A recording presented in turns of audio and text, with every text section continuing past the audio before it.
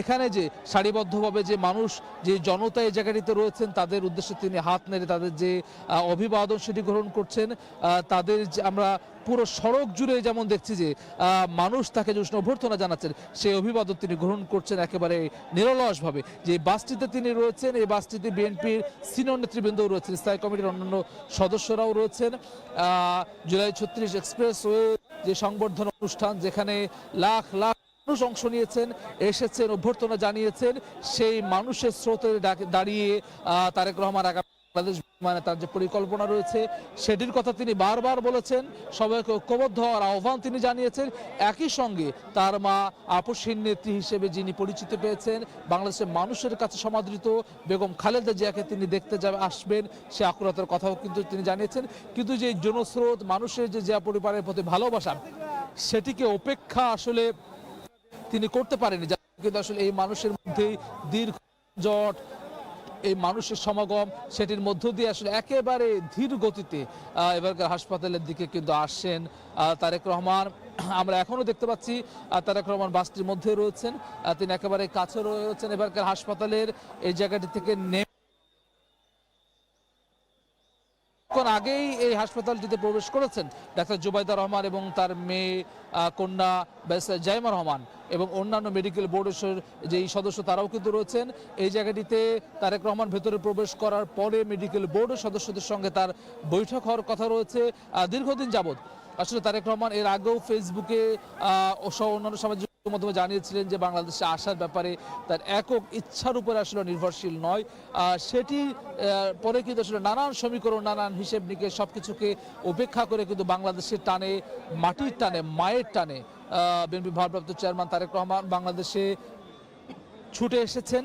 এবং এটি আসলে বিএনপি নেতাকর্মী যারা দীর্ঘ 16-17 বছর ধরে নিপীড়ন নির্যাতনের শিকার, হামলার শিকার, গুমের শিকার, তাদের পরিবারের কেউ খুনের শিকার হয়েছেন, দীর্ঘদিন অনেকে জেল জুলুম করেছেন, তারা আসলে তাদের যে উচ্ছ্বাস উল্লাস সেটি কিন্তু আমরা দেখতে পাচ্ছি। অর্থাৎ তারেক রহমানকে ঘিরে এখানে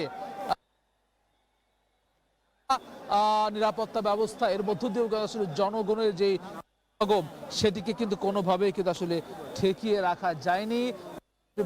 চেয়ারম্যান তারেক রহমানকে নিয়ে আমরা দেখছি যে বাসটি কিন্তু এবারকার হাসপাতাল ভেতরে প্রবেশ করছে, একেবারেই গেটের মুখে রয়েছে, ভেতরে প্রবেশ করছে, যেটি সবার আগে বাংলাদেশ ব্র্যান্ডিং করা লাল সবুজের যে বাসটি, যে বাসে করে আজকে বিমানবন্দর থেকে কিন্তু পুরো যাত্রা জুড়েই কিন্তু তারেক রহমান আসছেন। সেই জায়গাটি আমরা দেখছি সেই বাসটি কিন্তু আসলে ভেতরে প্রবেশ করছে। এখানে আইনশৃঙ্খলা রক্ষাকারী বাহিনীর সদস্যরা রয়েছেন, এসএসএফ এর সদস্যরা রয়েছেন, সিএসএফ এর সদস্যরা রয়েছেন, অন্যান্য পুলিশ বিজিবি সহ অন্যান্য আইনশৃঙ্খলা রক্ষাকারী বাহিনীর সদস্যরাও রয়েছেন। একই সঙ্গে লাখ লাখ নেতাকর্মী বিএনপি নেতাকর্মীরা কিন্তু আসলে তারেক রহমানের সঙ্গে রয়েছেন, যারা কিন্তু আসলে স্লোগানের মধ্য দিয়ে কিন্তু পুরো জায়গাটি পুরো সড়কটি কিন্তু প্রকম্পিত করে রেখেছেন। তারেক রহমানের ছায়া সঙ্গী হয়ে রয়েছেন নেতাকর্মী সিনিয়র নেতৃবৃন্দ, একাধিকবার বলার পরেও কিন্তু আসলে তারা তার সঙ্গে ছেড়ে যাননি। আমরা দেখছি বিএনপি ভারপ্রাপ্ত চেয়ারম্যান তারেক রহমান খুব সম্ভবত এই বাসটি থেকে তিনি নামবেন, নেমে কিছুটা হেঁটে তিনি কেয়ার হাসপাতালে তিনি বলবেন। এখানে আমরা দেখতে পাচ্ছি অন্যান্য সিনিয়র নেতৃবৃন্দদের, একই সঙ্গে চিকিৎসক প্যানেলে জায়গাটিতে রয়েছেন। আমরা দেখছি বিএনপি ভারপ্রাপ্ত চেয়ারম্যান তারেক রহমান যিনি হেঁটে বাস থেকে নেমেছেন, হেঁটে তিনি সামনের দিকে অগ্রসর হচ্ছেন, অর্থাৎ এবারকার হাসপাতালের ভেতরে বাসটি আর প্রবেশ করেনি, তিনি হেঁটে অপেক্ষায় রয়েছেন। একেবারেই বিএনপি ভারপ্রাপ্ত চেয়ারম্যান তারেক রহমান ভেতরে যাচ্ছেন এবং নেতা কর্মী যে উষ্ণ অভ্যর্থনা সেই অভ্যর্থনা তিনি এর মধ্য দিয়ে কিন্তু আসলে তিনি হাসপাতালের ভেতরে প্রবেশ করছেন, যেখানে আগে থেকে অবস্থান করছেন তার স্ত্রী ডাক্তার জুবাইদা রহমান, ব্যারিস্টার জাইমা রহমান এবং তারেক রহমান কিন্তু ফিরে এসেছেন কিছুটা ঘুরে, যে নেতা কর্মীদের সঙ্গে কিন্তু তিনি করমর্দন করেছেন, হ্যান্ডশেক করেছেন এবং পরবর্তী হাসপাতালের ভেতরে প্রবেশ করলেন। অর্থাৎ সাধারণ মানুষ হয়ে গেছে 17 বছর পর বাংলাদেশের বুকে পা রাখা এবং লাখ লাখ মানুষের ঠিক কত সংখ্যক মানুষ এসেছেন সেটি কিন্তু আসলে ঠিক পরিমাপ করা কঠিন। অর্থাৎ কাঞ্চন ব্রিজ পর্যন্ত কুড়িল থেকে এই প্রায় 13 কিলোমিটার সড়ক জুড়ে কিন্তু বিএনপি অঙ্গ সহযোগী সংগঠনের নেতা কর্মী, বাংলাদেশের আপামর কিন্তু এসেছেন উষ্ণ অভ্যর্থনার মধ্য দিয়ে তারেক রহমানকে বরণ করেছেন। আমরা দেখছি তারেক রহমান ভেতরে প্রবেশ করছেন। এখানে রয়েছেন বিএনপি স্থায়ী কমিটির সদস্য ডাক্তার AJM জাহিদ হোসেন, তার সঙ্গে রয়েছেন আমরা দেখতে পাচ্ছি অন্যান্য যেই সফর সঙ্গী তারা রয়েছেন। বিএনপি সিনিয়র যে নেতৃবৃন্দ ছিলেন স্থায়ী কমিটির সদস্য, বেশিরভাগ সদস্য যারা রয়েছেন তারা বাসটির মধ্যে রয়েছেন, তারা এই ভেতরে হয়তো প্রবেশ করবেন না, কারণ এখানে আরো অন্যান্য সাধারণ রোগী যারা রয়েছেন তারা কিন্তু আসলে চিকিৎসা নিচ্ছে, যার ফলে অনেক সংখ্যক মানুষ একই সঙ্গে প্রবেশ করলে পরে আসলে সাধারণ মানুষের যে রোগীদের বিঘ্নতা ঘটতে পারে সেটি বিবেচনায় নিয়ে আসলে বাসটি ভেতরে প্রবেশ করেনি এবং অন্যান্য স্থায়ী কমিটির সদস্য বিএনপি তারাও কিন্তু আসলে ভেতরে যাননি। তারেক রহমান ভেতরে গিয়েছেন। আমরা দেখতে পাচ্ছি যে মূল ফটক যেটি সময় টেলিভিশনের পর্দায় দর্শকরা দেখতে পাচ্ছেন, যেখানে বিএনপি চেয়ারপারসন বেগম খালেদা জিয়া 23 তারিখ থেকে ভর্তি রয়েছেন, অর্থাৎ 1 মাস 2 দিন তিনি হাসপাতালটিতে ভর্তি রয়েছেন। প্রায় 1 মাস সময় ধরে তিনি সিসিউতে রয়েছেন। নানান ধরনের শারীরিক জটিলতার মধ্যে রয়েছেন বেগম খালেদা জিয়া। দীর্ঘদিন তিনি চিকিৎসাহীন ছিলেন, যেহেতু যেটি পরিবার এবং দলের তরফ থেকে বারবার করে অভিযোগ করা হয়েছে। বেগম খালেদা জিয়াকে যখন আসলে বিদেশে উন্নত চিকিৎসা নেওয়ার প্রয়োজন ছিল তখন তাকে একেবারেই চিকিৎসা নিতে দেওয়া হয়নি, তাকে চিকিৎসা বঞ্চিত করা হয়েছে, যার ফলে তার যে শারীরিক অবস্থা সেটি ক্রমশ জটিল আকার ধারণ করেছে। 80 বছর বয়সী সাবেক এই প্রধানমন্ত্রী, যার ফলে 5 আগস্টের পরে দীর্ঘ 4 মাস লন্ডন ক্লিনিকে চিকিৎসা নেওয়ার পরে বাংলাদেশে যখন বেগম খালেদা জিয়া এসেছিলেন বেশ খানিকটা তিনি সুস্থ ছিলেন। আমরা দেখেছি রাষ্ট্রীয় বিভিন্ন অনুষ্ঠানেও কিন্তু তিনি অংশ নিয়েছেন, বিশেষত সশস্ত্র বাহিনী দিবসের অনুষ্ঠানে বেগম খালেদা জিয়া ছিলেন। গত বছর গিয়েছিলেন, এবছরও কিন্তু তিনি গিয়েছেন, কিন্তু হঠাৎ করেই তার শারীরিক যে অবস্থা সেটি বেশ সংকটপূর্ণ অবস্থা হতে থাকে। চিকিৎসকদের তরফ থেকেও কিন্তু বারবার করে বলা হচ্ছে বেগম খালেদা জিয়ার অবস্থা সংকটাপন্ন। কিন্তু এমন একটি মুহূর্ত আসলে যখন সবকিছু রেডি থাকার পরে, প্রস্তুত থাকার পরেও বেগম খালেদা জিয়াকে কিন্তু আসলে বিদেশে নিয়ে যাওয়া সম্ভব হয়নি। বিদেশের চিকিৎসকরা এসেছেন, মেডিকেল বোর্ড গঠিত হয়েছে, সেই মেডিকেল বোর্ডের চিকিৎসকরা কিন্তু আসলে তাকে চিকিৎসা দিচ্ছেন এবং ডাক্তাররা কিন্তু বলেছেন যে তারা সর্বাত্মক প্রচেষ্টা চালাচ্ছেন, দেশবাসীর দোয়া তারা কামনা করেছেন এবং আজকের দিনটি সন্দেহে ঐতিহাসিক একটি দিন যে বেগম খালেদা জিয়ার সঙ্গে বাংলাদেশের মাটিতে লন্ডনে কিছুদিন দেখা হয়েছে, কিন্তু বাংলাদেশের মাটিতে তারেক রহমানের 17 বছরের বেশি সময় পর আবারও একসঙ্গে, যার ফলে কিন্তু হাসপাতালের বাইরেও আসলে লাখো মানুষ বিএনপি নেতাকর্মীদের যে স্লোগানে তারা প্রকম্পিত করছেন, তাদের যে উন্মাদনা, তাদের যে আবেগ অনুভূতি সেটি কিন্তু একেবারেই ছুঁয়ে যাওয়ার মতো। আমরা জানি যে বেগম খালেদা জিয়া দীর্ঘদিন ধরে নানান রকমের শারীরিক অসুস্থতার মধ্যে যাচ্ছেন। 80 বছর বয়সী সাবেক এই প্রধানমন্ত্রী আর্থাইটিস, ডায়াবেটিস, কিডনি, লিভার, ফুসফুস, চোখের সমস্যা সহ নানান ধরনের জটিলতায় ভুগছেন, যেটি গত 27 নভেম্বর থেকে তিনি এখানে সিসিউতে রয়েছেন এভারকেয়ার হাসপাতালের জায়গাটিতে। দীর্ঘদিন তিনি এই হাসপাতালে আসলে চিকিৎসা নিচ্ছেন। মেডিকেল বোর্ডে যেমন দেশীয় চিকিৎসকরা রয়েছেন, বিশ্বের নামী চিকিৎসকরাও কিন্তু আসলে এই কিছুদিন আগে অর্থাৎ 5 আগস্ট পরবর্তী সময় কিন্তু তারা যুক্ত হওয়ার সুযোগ পেয়েছেন, মিলে কিন্তু এই জায়গায় চিকিৎসা নিচ্ছেন। বিএনপি ভারপ্রাপ্ত চেয়ারম্যান তারেক রহমান তার মায়ের কাছে গেছেন। আমরা এমন একটি ছবি এর আগে যখন দেখেছি যে 7 সালে গ্রেপ্তার হওয়ার পরে দীর্ঘ নির্যাতন তারেক রহমান লন্ডনে যান, ঠিক সে সময় কিন্তু বেগম খালেদা জিয়ার একটি ছবি আমরা দেখেছি। চিকিৎসাধীন তারেক রহমানের ঠিক একই রকম দৃশ্যের আবার অবতারণা হতে যাচ্ছে, অর্থাৎ সারা জীবন জিয়া পরিবারের যে ত্যাগ, তিতিক্ষা, নির্যাতন, নিপীড়নের মধ্য দিয়ে যাওয়া, কিন্তু বাংলাদেশের মানুষের পাশে থাকার যে সংগ্রাম নেতাকর্মীরা বলছেন ঠিক সেটিরই আরেকবার দৃশ্যমান হলে সেরকমই একটি উদাহরণের বেগম খালেদা জিয়াকে দেখতে তারেক রহমান, তার ছেলে, সন্তান, যেটি আসলে নানান রকমের জটিলতা, নানান রকমের নিরাপত্তাহীনতার কথা নানান ধরনের ভেসে আসছিল, কিন্তু সবকিছু উপেক্ষা করে কিন্তু তিনি বাংলাদেশের মাটিতে এসেছেন এবং এখানে নেমেই তিনি প্রধান উপদেষ্টা ডক্টর মোহাম্মদ ইউনূসের সঙ্গে কথা বলেছেন, ধন্যবাদ জানিয়েছেন। আইন শৃঙ্খলা রক্ষাকারী বাহিনীর সদস্যরা আমরা বিপুল সংখ্যক সরব উপস্থিতি দেখেছি। এরপরেও কিন্তু আসলে লাখো নেতাকর্মী তারা কিন্তু তারেক রহমানের ছায়াসঙ্গী হয়েছিলেন, তাকে ছেড়ে যাননি, অর্থাৎ কোনো রকমের যাতে করে বিশৃঙ্খল পরিস্থিতি তৈরি না হয় সেটা নিশ্চিত করার জন্য কিন্তু নেতাকর্মীরা ছিলেন, এবং যার ফলে কিন্তু দীর্ঘ সময় অর্থাৎ এই 300 ফিটের জুলাই 36 এক্সপ্রেস ওয়ের যেই সংবর্ধনা স্থল থেকে এভারকেয়ার হসপিটালের দূরত্ব 2 থেকে 2.5 কিলোমিটার হতে পারে বড়জোর, ঠিক সেই জায়গাটিতে আসতে কিন্তু 1.5 ঘন্টারও বেশি সময় পার করতে হচ্ছে বিএনপি ভারপ্রাপ্ত চেয়ারম্যান তারেক রহমানকে, যেটি তিনি নিজেই ফেসবুকে দিয়েছেন যে 6314 দিন পর তিনি বাংলাদেশের মাটিতে পা রেখেছেন, এবং বাংলাদেশের মাটিতে পা রেখে বাংলাদেশের মাটি ছুঁয়ে দেখা যে আকুতি বাংলাদেশের মানুষ প্রত্যক্ষ করেছে, বাংলাদেশের মাটিতে পা রাখার শিশির ভাষা ঘাসের উপরে পা বোলানোর যেই আকুতি সেটি বাংলাদেশের মানুষ আজকে সারা দিন ব্যাপী অবলোকন করেছেন। একইভাবে মাটি মা মানুষের প্রতি যে দায়বদ্ধতার কথা কিন্তু তারেক রহমান তার যে সংবর্ধনা স্থলে দাঁড়িয়ে লাখ মানুষের সামনে দাঁড়িয়ে কিন্তু সেই কথাটি তিনি বলেছেন। তিনি তার পরিকল্পনার কথা বলেছেন, বাংলাদেশকে বিনির্মাণ করার কথা বলেছেন, আগামীর বাংলাদেশকে সবাই মিলে ঐক্যবদ্ধভাবে এগিয়ে নিয়ে যাওয়ার প্রতিশ্রুতির কথা বলেছেন, সেই প্রত্যয় তুলে ধরেছেন। যখন তিনি বক্তব্য শেষ করেছেন নেমে যাবেন, তখন যে স্লোগান হচ্ছিল আমরা দেখেছি শহীদুদ্দিন চৌধুরী অ্যানি স্লোগান দিচ্ছিলেন, বিএনপি প্রচার সম্পাদক যুগ্ম মহাসচিব, ঠিক সে সময়ও কিন্তু আবারও তারেক রহমান ফিরে এসেছেন, ফিরে এসে আবারও কিন্তু সেই প্রতিশ্রুতির কথা বলেছেন। তার যে পরিকল্পনা, সেই পরিকল্পনার প্ল্যান রয়েছে, সেই প্ল্যানের কথা তিনি বলেছেন।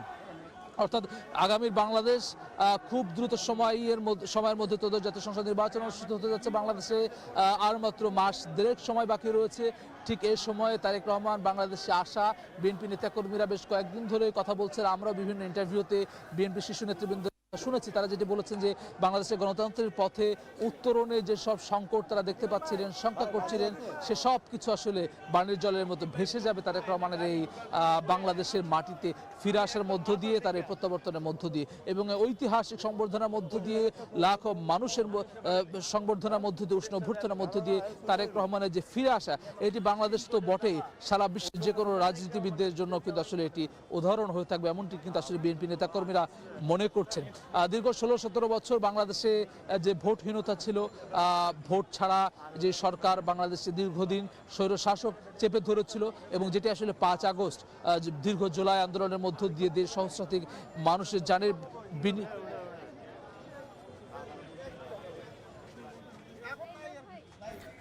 সাথীলা, আমরা দেখছিলাম যে তারেক রহমান ঠিক 5:55 এভারকেয়ার হাসপাতালে প্রবেশ করেছেন, তার মাকে দেখতে তিনি গিয়েছেন। এর আগে আমরা যদি বলি যে 11:40 দিকে তাকে বহনকারী যে বিমানটি, বাংলাদেশ বিমানের BG202 ফ্লাইটটি বিমানবন্দরে এসে পৌঁছায়, এবং বিমানবন্দরে এসে পৌঁছানোর পরে তিনি ভিভিআইপি যে লাউঞ্জে তিনি সেখানে বসেন। তার আগে তিনি বিএনপির যে সিনিয়র নেতা, স্থায়ী কমিটির সদস্য, তাদের সঙ্গে কোলাকুলি করেন, করমর্দন করেন। এরপরে তিনি তার শাশুড়ি তাকে ফুল দিয়ে বরণ করে নেন, এবং সেখানে পারিবারিক আবহ একটি তৈরি হয়, আবেগঘন পরিবেশ তৈরি হয়, কারণ 17 বছর পর তিনি 17 বছর পরে তিনি ফিরেছেন, জামাই ফিরেছে। একই সঙ্গে জাইমা রহমান কেউ তার নানি আদর করে জড়িয়ে ধরেন। সেখানে কিছুক্ষণ থাকার পরে ব্যারিস্টার জাইমা রহমান এবং ডাক্তার জুবাইদা রহমান তারা বেরিয়ে যান। বেরিয়ে গিয়ে গুলশানের বাসভবনে 159 নম্বর বাসভবনে তারা অবস্থান নেন। এরপরে তারেক রহমান সিনিয়র নেতাদের সঙ্গে কিছুক্ষণ সময় কথা বলেন, এবং এরপরে আমরা দেখেছি যে তারেক রহমান জন্য যে বিশেষ বাস রেডি করা হয়েছিল, সেই বিশেষ বাসে চড়ে তিনি বিমানবন্দর ত্যাগ করেন। আপনারা দেখতে পাচ্ছেন যে তারেক রহমান বিমানবন্দরে নেমে শুরুতেই বিএনপির মহাসচিব মির্জা ফখরুল ইসলাম আলমগীরের সঙ্গে কোলাকুলি করেন। এরপরে মির্জা আব্বাস, সালাউদ্দিন আহমেদ, পাশেই রয়েছেন জাইমা রহমান এবং ডাক্তার জুবাইদা রহমান রয়েছেন। বিএনপির অন্য নেতা রয়েছেন, সেলিমা রহমান রয়েছেন, গয়েশ্বরচন্দ্র রায় রয়েছেন। তাদের সঙ্গে সিনিয়র নেতাদের সঙ্গে শুভেচ্ছা বিনিময় শেষেই তিনি বিমানবন্দর ত্যাগ করেন বিশেষ গাড়িতে করে, যে গাড়িটি লাল সবুজের রঙে সাজিয়ে মোড়ানো ছিল। এবং সেই গাড়ি যখন রওনা দিল, অর্থাৎ বিমানবন্দর থেকে পূর্বাচলে 300 ফিট জুলাই 36 এক্সপ্রেসওয়ে, সেখানে যেতে সময় লেগেছে তারেক রহমানের প্রায় 3 ঘন্টা। রাস্তার দুই ধারে হাজার হাজার নেতাকর্মী তাকে এক নজর দেখার জন্য আফজাল, অপেক্ষা করেছিলেন। এটাকে আমরা এক ধরনের রাজস্বিক প্রত্যাবর্তনও বলতে পারি, এটা- কারণ এটা তার রাজস্বিক- দলের নেতা কর্মী যেভাবে তাকে আসলে সংবর্ধনা দিয়েছেন, যেভাবে মানুষ জড়ো হয়েছেন, যে উচ্ছ্বাস তারা প্রকাশ করেছেন, দীর্ঘদিন পর তাদের নেতা ফেরত আসছেন। এবং যদি বলা যায় যে বেগম খালেদা জিয়ার, অর্থাৎ বিএনপি চেয়ারপারসন বেগম খালেদা জিয়ার স্বাস্থ্যের যে অবস্থা, সেই জায়গা থেকে ভারপ্রাপ্ত চেয়ারম্যান তারেক রহমানের দিকে তার দলের নেতাকর্মীরা তাকিয়ে রয়েছেন। তো এই জায়গাটিতে আসলে তার এই রাজস্বিক প্রত্যাবর্তন শুধুমাত্র বাংলা বিএনপির জন্য না, আসলে বাংলাদেশের রাজনৈতিক অঙ্গনে বা সেটা যদি বলি এখানকার ভূ রাজনীতিতে একটা গুরুত্বপূর্ণ ঘটনা হিসেবে আসলে অনেকে মনে করছেন এই 25 ডিসেম্বরকে। এটি আসলে তারেক রহমানের ফেরার রাজনৈতিক তাৎপর্য রয়েছে, এবং তারেক রহমান আজকে যখন পূর্বাচলে তার যে সংবর্ধনা স্থলে মঞ্চে পৌঁছান এবং তিনি 3:51 বিকেল 3:51 মঞ্চে ওঠেন। মঞ্চে ওঠার পরে 3:57 তিনি বক্তব্য দেওয়া শুরু করেন এবং তিনি নিরাপদ এবং প্রত্যাশিত বাংলাদেশ গড়ার প্রত্যয় ব্যক্ত করেছেন এবং তিনি বলেছেন যে আই হ্যাভ এ প্ল্যান। মার্কিন বর্ণবাদ বিরোধী নেতা মার্টিন লুথার কিং যেমন বলেছিলেন যে আই হ্যাভ এ ড্রিম, তার সুরেই তিনি বলেছেন যে আই হ্যাভ এ প্ল্যান। এবং এই আই হ্যাভ এ প্ল্যান বলার আগে তিনি যেটি বলেছেন, তার লড়াই হবে আধিপত্যবাদ বিরোধী, দেশের মধ্যে কোনো বিশৃঙ্খলা করা যাবে না, তারপরে সবাই মিলে ঐক্যবদ্ধভাবে নিরাপদ বাংলাদেশ গড়ে তুলতে হবে, একজন মানুষ রাস্তায় বের হলে নিরাপদে যেন বাসায় ফিরতে পারে সেই দিকে নজর দিতে হবে এবং সবার সহযোগিতা তিনি চেয়েছেন করেছেন। এবং ন্যায় পরায়ণতার হযরত মুহাম্মদ সাল্লাল্লাহু আলাইহি ওয়াসাল্লামের প্রসঙ্গ এনে বলেছেন যে ন্যায় পরায়ণতার পথটা অনুসরণ করেই দেশ পরিচালনা যারাই ক্ষমতায় আসুক সেই চেষ্টাটি করবেন এমনটি বলেছেন। আপনার দিকে আরেকটি দিকে আমি নজর দিতে বলছি, সেটি হচ্ছে যে উনি পাহাড়িদের কথা বলেছেন, সমতলের মানুষের কথা বলেছেন, উনি জাতি ধর্ম বর্ণ নির্বিশেষে তিনি উল্লেখ করেছেন বাংলাদেশের অর্ধেক নারী জনসংখ্যার দিক থেকে, শিশুদের কথা বলেছেন, প্রতিবন্ধী যারা রয়েছেন তাদের কথা বলেছেন। তিনি বলেছেন যে এই যারা আছেন সবারই বাংলাদেশের প্রত্যাশিত একটি বাংলাদেশ দেখার স্বপ্ন তারা দেখেন, তাদেরও রাষ্ট্রের কাছে কিছু চাহিদা রয়েছে, সেই চাহিদাগুলো পূরণের কথা তিনি বলেছেন। এবং তিনি ধর্ম বর্ণ নির্বিশেষে সবার নিরাপদ একটি বাংলাদেশ, সবার জন্য নিরাপদ একটি বাংলাদেশ, যেই নিরাপদ বাংলাদেশের জন্য আমরা 24 হতে দেখেছি, যে নিরাপদ বাংলাদেশের জন্য আমরা গণ অভ্যুত্থান হতে দেখলাম, সেই গণ অভ্যুত্থানের রক্তের ঋণ শোধ করার কথা তিনি বলেছেন। 71-এর মুক্তিযুদ্ধের যে রক্তের ঋণ, সেই ঋণ শোধ করার কথা তিনি বলেছেন। তিনি বলেছেন যে এই 17 বছরে যত মানুষ আসলে গুম খুন নির্যাতনের শিকার হয়েছেন তাদের রক্তের ঋণ শোধ করতে হলে একটি নিরাপদ বাংলাদেশ প্রয়োজন। তারেক রহমান যে বক্তব্য দিয়েছেন সংবর্ধনা মঞ্চে, সেই মঞ্চের একটি বক্তব্যের একটি অংশ আমরা একটু দেখে আসি বা শুনে আসি। I have a plan for the people of my country, for my country. আজ এই পরিকল্পনা দেশের মানুষের স্বার্থে, দেশের উন্নয়নের জন্য, দেশের মানুষের ভাগ্যের পরিবর্তনের জন্য যদি সেই প্ল্যান, সেই কার্যক্রম, সেই পরিকল্পনাকে বাস্তবায়ন করতে হয়, প্রিয় ভাই বোনেরা, এই জনসমুদ্রে যত মানুষ উপস্থিত আছেন, এই সারা বাংলাদেশে গণতন্ত্রের শক্তি যত মানুষ উপস্থিত আছেন, প্রত্যেকটি মানুষের সহযোগিতা আমার লাগবে।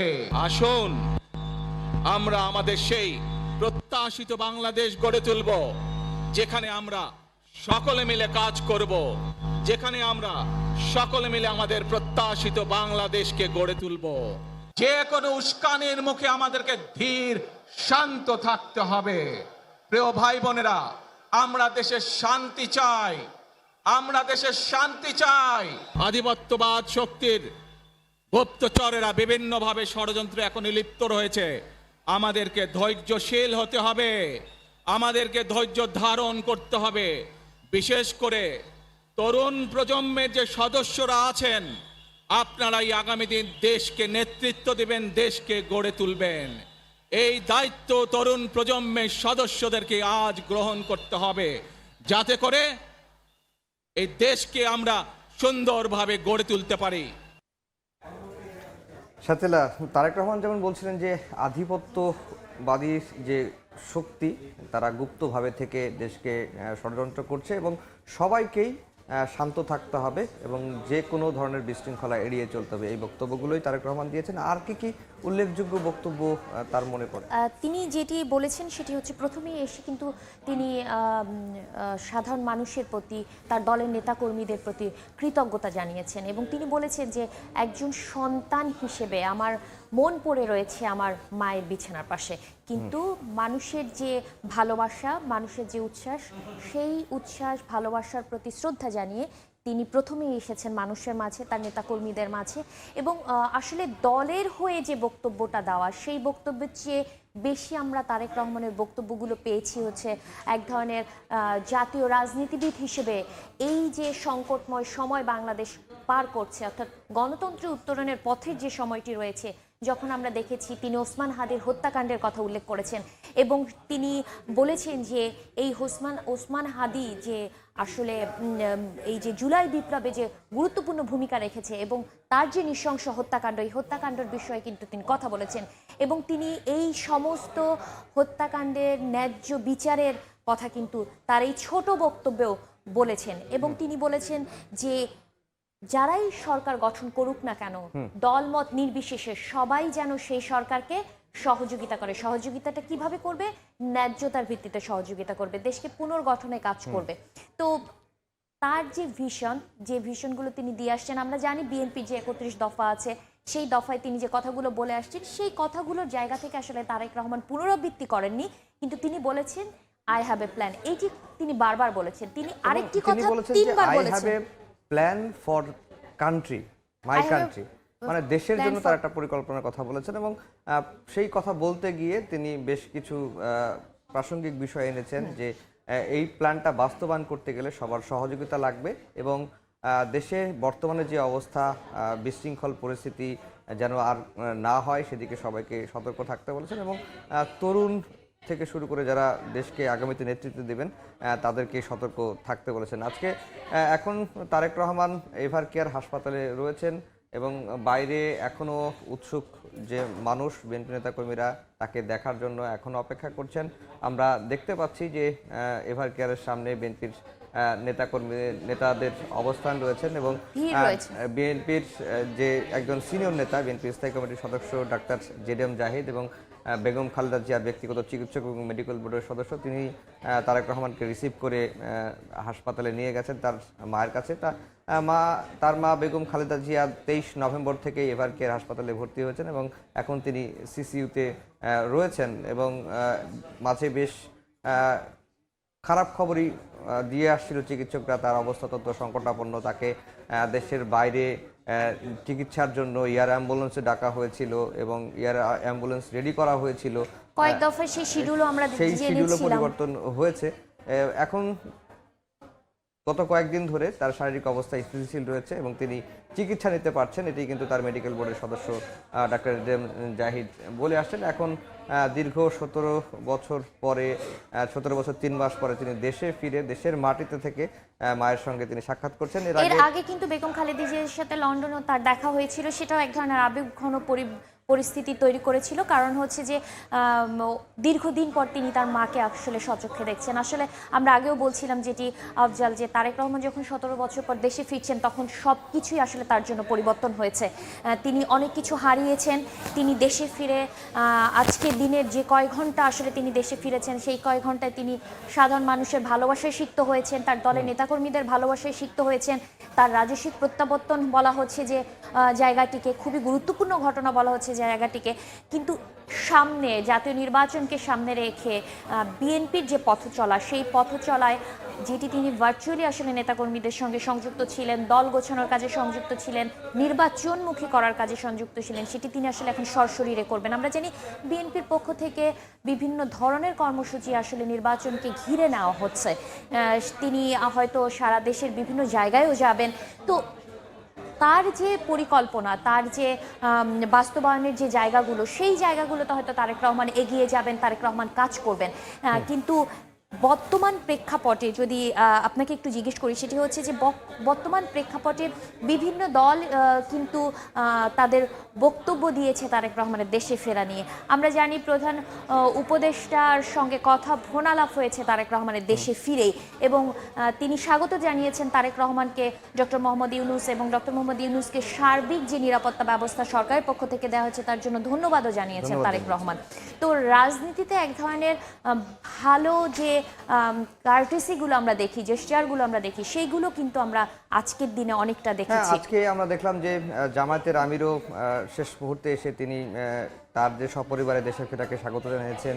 কিছুক্ষণ আগে জাতীয় নাগরিক পার্টির আহ্বায়ক নাহিদ ইসলাম তিনিও তারেক রহমানের এই ফেরাকে স্বাগত জানিয়েছেন, এবং আরও বেশ কয়েকজন নেতা বিভিন্ন দলেরই তাদেরকে স্বাগত জানিয়েছেন। মূলত তারেক রহমান আজকে তার যে বক্তব্যের মাধ্যম দিয়ে ঐক্যের একটি বার্তা দিয়েছেন যে এখন হানাহানি বা বিদ্বেষ না ভুলে সবাইকে সবার সহযোগিতার মাধ্যমে ঐক্যের ভিত্তিতে এবং ন্যায্যতার ভিত্তিতে ন্যায়পরায়ণভাবে দেশকে সামনের দিকে এগিয়ে নিয়ে যেতে হবে এবং দেশ করতে হবে, সেই প্ল্যানের কথাই তিনি বলেছেন। আর তারেক রহমান এখন এভার কেয়ারে রয়েছেন, তার মায়ের পাশেই রয়েছেন। আমরা মানে বিএনপির নেতাকর্মীদেরও একটি ঢল কিন্তু এখনো দেখতে পাচ্ছি। আপনি খেয়াল করেছেন কিনা, এভার কেয়ারে যখন ঢুকছেন আমরা তখন দেখছিলাম যে ক্যামেরাগুলো দেখাচ্ছিল যারা বাইরে থেকে আসলে হাত নাড়ছিলেন তাদের কাছে এগিয়ে এসে দেওয়ালের কাছেও তারেক রহমান আসলে হাত নেড়ে শুনেছে। জানিয়েছেন পুরোটা সময় তিনি যত বিমানবন্দর থেকে বের হবার পরই আসলে তিনি নেতাকর্মীদের উদ্দেশ্যে যেভাবে হাত নেড়ে এসেছেন, এবং এখন পর্যন্ত আমরা তাকে সেই উচ্ছ্বাস নিয়ে সাধারণ নেতাকর্মীদের শুভেচ্ছা নিতে এবং সাথীরা গুলশানের যে বাসা প্রস্তুত করা হয়েছে তারেক রহমানের জন্য 159 নম্বর বাসা, সেই বাসার সামনে আছেন আমাদের সহকর্মী শফিকুজ্জামান রুবেল। এই বাসাতেই তারেক রহমান উঠবেন, এভার কেয়ার থেকে এখানেই সরাসরি আসবেন। এই বাসার সামনের পরিস্থিতি এখন কেমন দেখছেন? নিরাপত্তার ব্যবস্থা আছে কিনা, নেতাকর্মী উপস্থিতি আছে কিনা? আফজাল, আজকে দিনভরই কিন্তু আপনি জানেন যে একটি ঐতিহাসিক দিনের রূপ নিয়েছে। দীর্ঘ 17 বছর পর তারেক রহমানের দেশে প্রত্যাবর্তন ঘিরে কিন্তু পুরো দেশই উজ্জীবিত।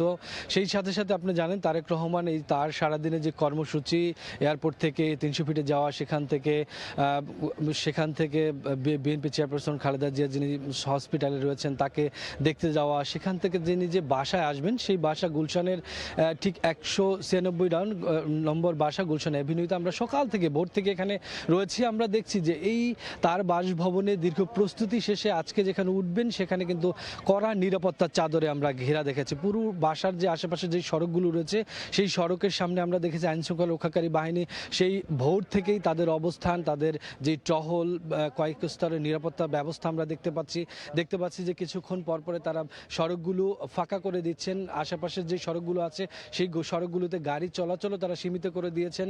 কোনো ধরনের কোনো যে নিরাপত্তা ঝুঁকি সেটা কিন্তু কোনোভাবেই তারা এড়িয়ে চলছেন, যাতে কোনো ধরনের কোনো প্রবলেম সৃষ্টি না হয়। নেতাকর্মীদের কথা যদি বলি, আমরা দেখছি যে নির্দিষ্ট কিছু দূরত্বে মূলত বাসা থেকে বেশ কিছুটা দূরে কিন্তু নেতাকর্মীদের অবস্থান আমরা দেখতে পাচ্ছি, কেননা তার বাসভবন ঘিরে চারপাশে যে নিরাপত্তার বেষ্টনী তার বাইরেই মূলত নেতাকর্মীরা আসতে পেরেছেন। এবং আমরা দেখেছি যে সকাল থেকে মূলত দুপুরের পর থেকে তিনি যখন দেশে পা রাখলেন, তার পা যখন মাটিতে স্পর্শ করলো, তারপরে থেকে আমরা দেখেছি যে গুলশানের এই বাসার আশেপাশের নেতাকর্মীরা সহ দেশের বিভিন্ন প্রান্ত থেকে আগন্তুক নেতাকর্মীদের এখানে উপস্থিতি দেখেছি। এখনও তারা অবস্থান করছেন, কিন্তু সেটা বাসা থেকে বেশ কিছুটা দূরে। তারা সেখানে উৎসব করছেন, তারা আনন্দ করছেন, স্লোগান দিচ্ছেন। আমরা দেখেছি অনেকে বাদ্যযন্ত্র নিয়ে এসেছেন, দূর দূরান্ত থেকে বিভিন্ন সাজে সুসজ্জিত হয়ে এসেছেন, তারা বিভিন্ন স্লোগানে উজ্জীবিত। তারা বলছেন যে বাংলাদেশ নতুন পথ দেখছে, বাংলাদেশ শান্তির দিকে এগিয়ে যাবে, বাংলাদেশে যে চলমান বিদ্যমান রাজনৈতিক সংকট সেটা দূর হবে।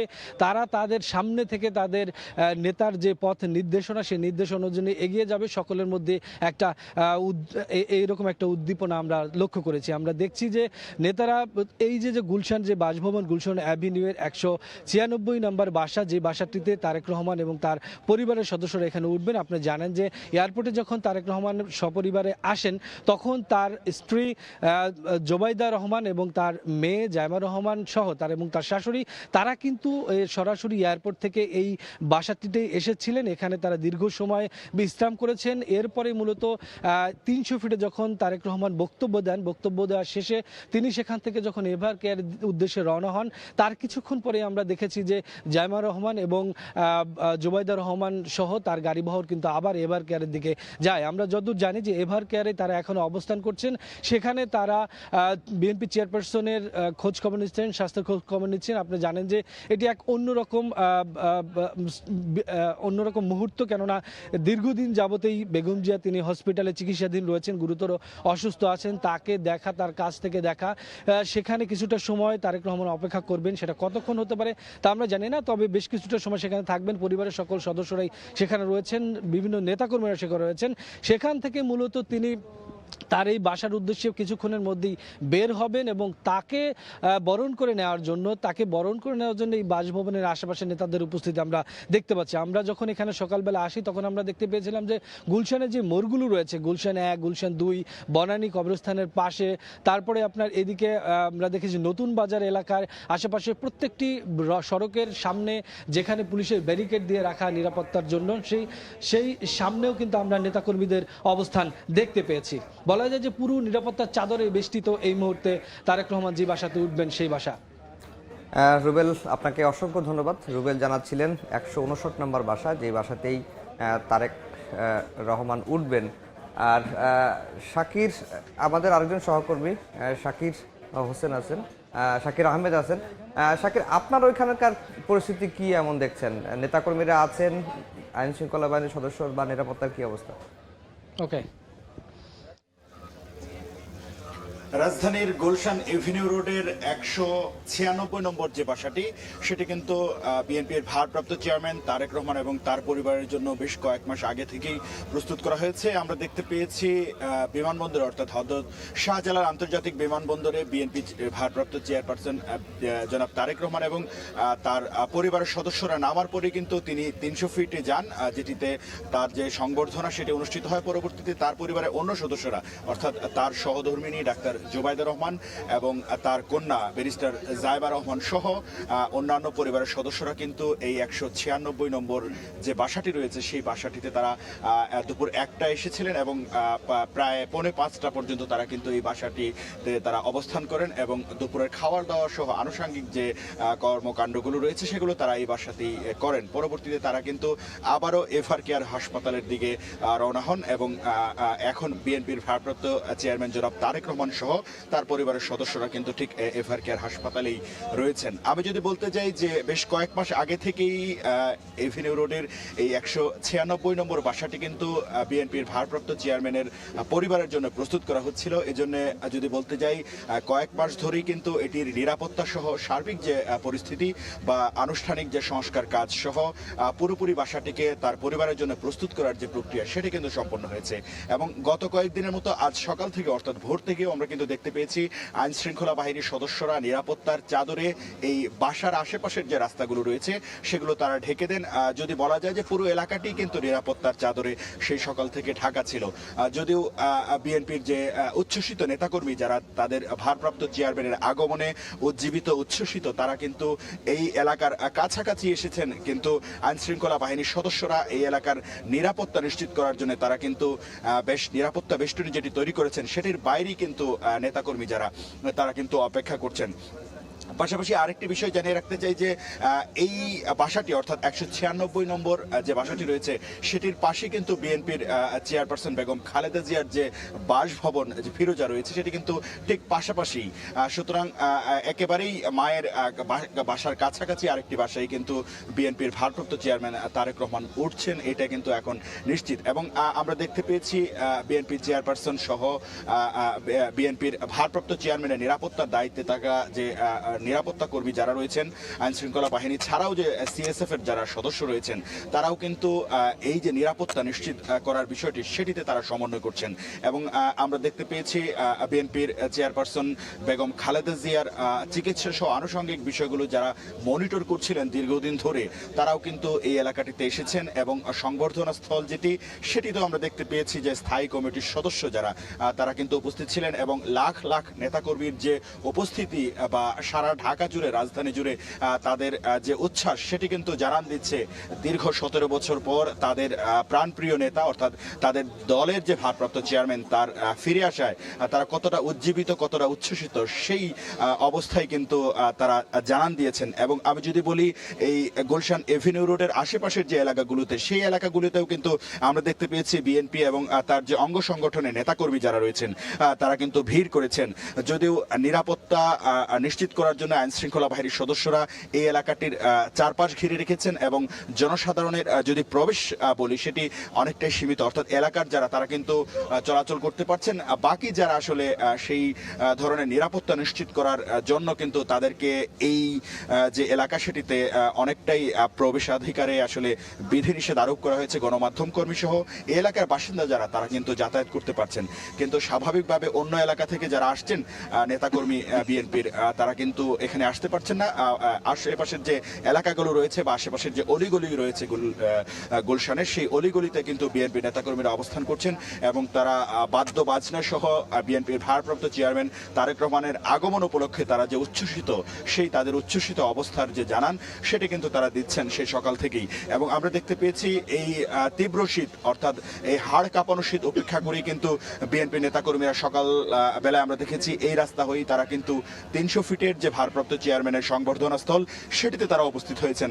এবং দুপুর নাগাদ কিন্তু এই এলাকাতে যে চলাচল, যান চলাচল সহ যে সার্বিক গণমানুষের যে চলাচল সেটি আসলে নিয়ন্ত্রণ করা হয় এবং নিরাপত্তার যে বিষয়টি সেটি নিশ্চিত করার জন্য বিএনপি চেয়ারপারসনের যে সিএসএফ রয়েছে, চেয়ারপারসন সিকিউরিটি ফোর্স, সেই সিএসএফ সদস্যদের পাশাপাশি আমরা দেখতে পেয়েছি এখানে পুলিশ সদস্যরা দায়িত্ব পালন করেছেন, র্যাবের সদস্যরা এসেছিলেন। ডগ স্কোয়াডের মাধ্যমে আসলে এই পুরো এলাকাটি তারা নিরাপত্তা নিশ্চিত করার জন্য তন্ন তন্ন করে তারা তল্লাশি করেছেন এবং তারা যে আনুষঙ্গিক যে তাদের নিরাপত্তা কার্যক্রম সেটি জোরদার করার জন্য, অর্থাৎ চেয়ারপারসনের পরিবারের সদস্যরা এখানে যেহেতু থাকবেন সেক্ষেত্রে এই নিরাপত্তাটি নিশ্চিত করার জন্য তারা কিন্তু প্রাণান্তকর চেষ্টা করেছেন। আমরা দেখতে পেয়েছি যে পুরো ঢাকা জুড়ে কিন্তু আজ উচ্ছ্বাসের নগরীতে পরিণত হয়েছিল। বিএনপি নেতাকর্মীরা তাদের যে দলের ভারপ্রাপ্ত চেয়ারম্যান তারেক রহমানকে এক নজর দেখার জন্য আমরা কিন্তু দেখতে পেয়েছি 300 ফিট সহ যে আশেপাশের এলাকাগুলো রয়েছে, বিমানবন্দর বা এফআর কেয়ার হাসপাতাল মুখী যে রাস্তাগুলো রয়েছে সেগুলোতে কিন্তু তারা জড়ো হয়েছিলেন এবং তারা তাদের নেতাকে দীর্ঘদিন পর 17 বছর পর দেখে কিন্তু তারা উজ্জীবিত, উচ্ছ্বসিত এবং দলের ভারপ্রাপ্ত চেয়ারম্যান জনাব তারেক রহমান 300 ফিটের যে তার সংবর্ধনা স্থল সেটিতে তিনি যে বক্তব্য দিয়েছেন, যে দিক নির্দেশনা দিয়েছেন সেটির আলোকে আগামী দিনে জাতীয় নির্বাচন সহ বিএনপির যে পথ চলা সেটিতে আসলে আশান্বিত হচ্ছেন দলের নেতাকর্মীরা এবং তারা বলছেন যে বিএনপি নেতাকর্মীরা বলছেন ভবিষ্যতে তারেক রহমানের নেতৃত্বে বিএনপি রাষ্ট্র পরিচালনা করবে এমন আশাবাদ কিন্তু ব্যক্ত করছেন বিএনপি নেতাকর্মীরা এবং তার যে দিক নির্দেশনা সেই দিক নির্দেশনা থেকে তারা উজ্জীবিত এবং তারা বলছেন যে যে নেতা আসলে দীর্ঘদিন ধরে দেশের বাইরে থেকে, লন্ডন থেকে নানাভাবে অর্থাৎ ভার্চুয়ালি দলকে সংগঠিত করার পাশাপাশি দল পরিচালনা সহ আনুষঙ্গিক কার্যক্রম সেটি তিনি করছিলেন, কিন্তু সশরীরে তিনি যখন দেশে আগমন করেছেন অর্থাৎ তার স্বদেশ প্রত্যাবর্তন হয়েছে, সুতরাং দলের কার্যক্রম সেটি আরো জোরদার হবে, সাংগঠনিক যে সক্ষমতা, সাংগঠনিক যে কার্যক্রম সেটি আরো জোরালো হবে এমনটি কিন্তু আশা করছেন বিএনপি এবং এটির অঙ্গ সংগঠনের নেতাকর্মীরা। বিশেষত ত্রয়োদশ জাতীয় সংসদ নির্বাচনকে কেন্দ্র করে দেশের এই পরিস্থিতিতে অর্থাৎ এই বিশেষ পরিস্থিতিতে দলের ভারপ্রাপ্ত চেয়ারম্যানের আগমন তাদের মধ্যে আশার সঞ্চার করেছে এবং আমরা দেখতে পেয়েছি বিএনপির ভারপ্রাপ্ত চেয়ারম্যান কিন্তু তার যে বক্তব্য সেই বক্তব্যের মধ্যে তিনি ঐক্য এবং সংহতির কথা বলেছেন। গণতন্ত্র পুনরুদ্ধারের যে আন্দোলন সেই আন্দোলনটি আসলে শেষ পর্যায়ে নিয়ে যাওয়ার জন্য বিএনপি নেতাকর্মী সহ বাংলাদেশের সর্বস্তরের যে জনগণ রয়েছেন তাদের প্রতি তিনি আহ্বান জানিয়েছেন। পাশাপাশি যদি বলতে যাই আগামী দিনে কি ধরনের চ্যালেঞ্জ আসতে পারে বা বিএনপি সহ অন্যান্য রাজনৈতিক দলগুলো কি ধরনের কর্মকাণ্ডের মাধ্যমে সেই চ্যালেঞ্জগুলো মোকাবেলা করবে সেই ধরনের দিক নির্দেশনাও কিন্তু তিনি তার আজকের যে সংক্ষিপ্ত সমাবেশ স্থল বা সংক্ষিপ্ত অভ্যর্থনা স্থল যেটি 300 ফিটে ছিল সেখান থেকে তিনি দিয়েছেন। এবং এই গুলশান, শাহজাদপুর, বাড্ডা সহ আশেপাশের এলাকার যে নেতাকর্মীরা, সেই নেতাকর্মীরা কিন্তু বিএনপির ভারপ্রাপ্ত চেয়ারম্যান যখন এই গুলশানে তার বাসায় আসবেন তখন তাকে এক নজর দেখার জন্য কিন্তু তারা বিভিন্ন পয়েন্টে অপেক্ষা করছেন। আমি যদি বলতে যাই, গুলশান 1 এবং 2 নম্বর মোড়েও কিন্তু বিপুল পরিমাণ বিএনপি নেতাকর্মীরা অপেক্ষা করছেন এবং তারা দীর্ঘ 17 বছর পর তাদের নেতাকে অর্থাৎ ভারপ্রাপ্ত চেয়ারম্যানকে এক নজর দেখার মাধ্যমে তাদের যে দীর্ঘদিনের প্রতীক্ষা সেটির অবসান ঘটাতে চান এবং তার যে নির্দেশনা, সেই নির্দেশনার আলোকে আগামী দিনে বিএনপির দল পরিচালনা করা সহ বিএনপির আগামী নির্বাচনে অংশগ্রহণ করবে এবং বিএনপি রাষ্ট্র পরিচালনা করবে, এমনটি কিন্তু প্রত্যাশা করছেন বা এমন আকাঙ্ক্ষা বা প্রতীক্ষায় প্রহর গুনছেন বিএনপি নেতাকর্মীরা। তো এই ছিল আমার কাছে রাজধানীর গুলশান এভিনিউ থেকে বিএনপির ভারপ্রাপ্ত চেয়ারম্যান তারেক রহমানের আগমন সহ তার যে বাসা যেটি প্রস্তুত করা হয়েছে সেটির নিরাপত্তার সার্বিক খবরাখবর। শাকির, আপনাকে অসংখ্য ধন্যবাদ। শাকির জানাচ্ছিলেন গুলশানের 159 নম্বর বাসা থেকে, সেখানকার সামনের পরিস্থিতি তিনি জানাচ্ছিলেন। আমরা একটু এভার কেয়ারের সামনে যেতে চাই, সেখানে আছেন সহকর্মী হাসান অলি। অলি, 5:50 তারেক রহমান মায়ের কাছে প্রবেশ গিয়েছেন, তিনি এখন মায়ের শয্যার পাশে রয়েছেন। এর বাইরে আর নতুন কোনো তথ্য আছে আপনার কাছে, একটু জানাবেন আমাদের। ধন্যবাদ আপনাকে। 5:55 বিএনপি ভারপ্রাপ্ত চেয়ারম্যান তারেক রহমান এভারকেয়ার হাসপাতালে ভেতরে প্রবেশ করেছেন। তার যে দীর্ঘদিনের যে ব্যাকুলতা ছিল, আসার জন্য যে আকাঙ্ক্ষা ছিল দেশের মাটিতে, একই সঙ্গে তার মা বিএনপি চেয়ারপারসন সাবেক প্রধানমন্ত্রী বেগম খালেদা জিয়া যেহেতু সংকটাপন্ন অবস্থার মধ্যে রয়েছেন, সিসিউতে রয়েছেন, তিনি তার পাশে রয়েছেন। আমরা যতটুকু জানতে পেরেছি মেডিকেল বোর্ডের সঙ্গে তিনি বৈঠকে বসবেন, যেহেতু মেডিকেল বোর্ডের আরেক সদস্য ডাক্তার জুবাইদা রহমানও ভেতরে প্রবেশ রয়েছেন, ডাক্তার এজেড জাহিদ হোসেন সহ অন্যান্যরা রয়েছেন। সার্বিক যেই চিকিৎসা সংক্রান্ত যেসব তথ্য আছে সেগুলো নিয়ে আসলে পর্যালোচনা করবেন, সেটি কিন্তু আমরা জানতে পেরেছি। অর্থাৎ তিনি ভেতরে প্রবেশ করেছেন, বেগম খালেদা জিয়ার পাশেই তিনি রয়েছেন এই মুহূর্তে আমরা যতটুকু জানতে পেরেছি।